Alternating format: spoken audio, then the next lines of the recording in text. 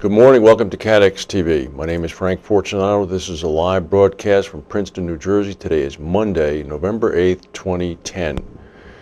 We're finally back at standard time everywhere. It's 11:30 a.m. Eastern Standard Time in the United States. It's 4:30 p.m. British Standard Time in London. It's 12:30 in Bermuda and 10:30 in Mexico City. If you need to reach us during the broadcast, you can phone in toll-free at 1-866-67-CATEX. Overseas, our AOL instant mail address is CATEX-TV. This came over from Insurance Insider late Friday. Jardine Lloyd Thompson is understood to have been the broker and Allianz the lead underwriter on the insurance placement for the Aero Caribbean ATR twin-prop plane that went down in Cuba with 68 people dead. That's all that we have on that. Now we'll go to our main news. Speaking of planes, tests have uncovered oil leaks in 3 more Rolls-Royce engines on Qantas's grounded Airbus A380s. This is according to Qantas's CEO. Engineers are trying to determine the cause of an engine failure on one of the super jumbo jets last week over Indonesia. Engineers conducted 8 hours of extensive checks on each engine over the weekend. This morning, the CEO, Alan Joyce, said that engineers have discovered oil leaks in the turbine areas of 3 engines on 3 additional A380s. Joyce said the oil leaks were beyond normal tolerances. All of these engines, he said, are new. The engines are not performing to the parameters that you would expect with this. Because of that, he's going to continue the grounding of the A380 Qantas fleet, all 6 planes, for at least another 3 days. Joyce said, we're not going to take any risks whatsoever. We want to make sure we have a 100% safe operation. The 3 affected engines are being replaced with spare engines. Lufthansa and Singapore Airlines, the other airlines that fly A380s with Rolls-Royce Trent 900s, also briefly grounded their planes but resumed services after completing checks. Air France apparently uses the Pratt & Whitney model and did not have a problem. Qantas engineers are working with Rolls-Royce, who manufacture and maintain the engines. Shares in Rolls-Royce dropped 4% Monday morning, and they lost 5% last week after the Thursday incident, so it's now dropped about 10%. The Australian Aviation Authority is appealing to help from Indonesian residents of Batam Island, asking them to help scour the jungle to find the missing piece of turbine disc. Berkshire Hathaway had some news. The insurance operations of the conglomerate made a collective net underwriting profit of $887 million for the first 9 months of this year, up 44% for the same period last year. Pre-tax underwriting income for the 4-group division, which has Geico, Gen Re, Berkshire Hathaway Reinsurance Group, and Berkshire Hathaway Primary Group, was $1.37 billion, up from $945 million for the first 9 months compared to last year. The increase was mainly attributable to Berkshire's insurance operations. Geico's underwriting profits doubled from $459 million to $917 million. If you're in the United States, you cannot watch television without seeing a Geico ad. They're everywhere. The reinsurance divisions provided a drag on performance. Underwriting gains at Gen Re slipped 14%. Berkshire Hathaway made a loss of $68 million compared with a break-even result to the same period last year. Well, it's flat premiums all around, and investors are beginning to get agitated. And when investors get agitated because they're not getting dividends, one item to consider is return the money. Well, Lancashire and London confirmed that they're going to return £213 million to investors rather than to deploy it in a softening market. Lancashire's special dividend of 86 pence per share marks the first direct return of capital this year from the London-listed non-life insurance sector. Typically, they've been allowing surplus cash to build up rather than write business at inadequate profit margins. In the United States, technicians in Vermont at the Vermont Yankee nuclear plant will begin work today to fix a pipe that leaked radioactive water and forced the plant to shut down. The nuclear reactor was taken out of service at 7 p.m. last night. It's going to take about 15 hours for the area to cool down enough for workers to be able to enter.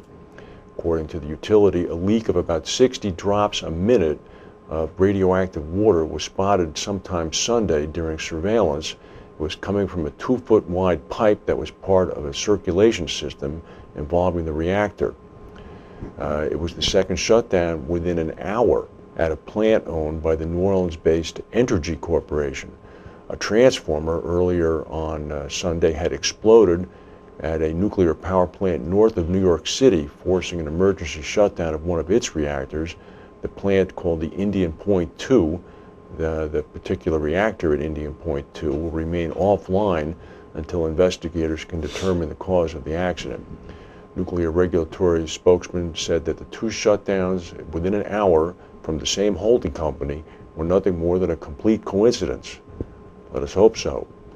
We'll go to a word from our sponsors and come back with the rest of the news.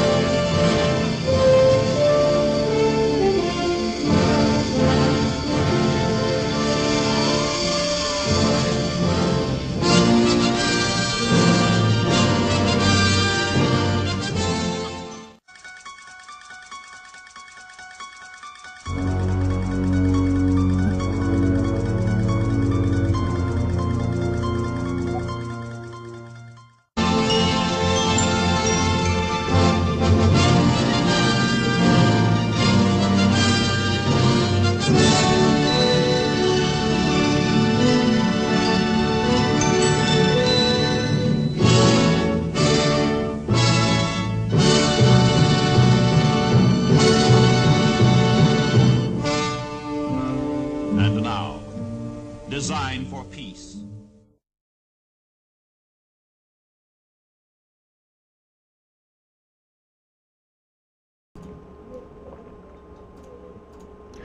President Obama is in India today, his first leg of his Asian tour. He will go to Indonesia and to South Korea. One of the things he's called for is that India become a permanent member of the UN Security Council. Also, interestingly enough, this president, who is supposedly anti-business, flew over there and met Jeffrey Immelt, who is pictured here in the middle. President Obama, of course, is to the right. Immelt is the CEO and chairman of General Electric. And when President Obama alighted from Air Force One in Mumbai, he was greeted at the foot of the stairs by James McInerney, who's the president and CEO of Boeing. Mr. McInerney flew with the president in Marine One, the helicopter, into downtown Mumbai. The president is there to sign trade deals of up to $10 billion. He's urging India to relax trade and investment barriers to boost economic relations. His plan is that the trade deals that he's signing today will lead to more than 50,000 jobs in the United States. He's calling on India to ease restrictions to foreign investment in sectors such as retail, defense, agriculture, and insurance. In particular, the business lobby and President Obama is pushing India to open up its giant consumer market to foreign store chains. Well, that can only mean one thing. Walmart can only operate as a wholesaler in India. They have to partner with domestic Indian companies to sell in India, mainly because of fears that big Western retail chains such as Walmart could swamp family-run stores. Deals that the president announced yesterday include transactions with General Electric for aircraft engines and gas turbines, and Boeing for 737 passenger jets. So the president is actually signing some trade deals over there. Meanwhile, the Republicans are here saying that he's anti-business. Well, here's an interesting one. If you're sitting on top of about $1 trillion of U.S. dollars, like the Chinese are, apparently the Federal Reserve's move to pump hundreds of billions of more dollars into the financial system is causing a problem for you. New waves of cash sloshing in and out of countries in search of short-term profits is a bad thing, according to the Chinese Vice Finance Minister Zhu Guangyao.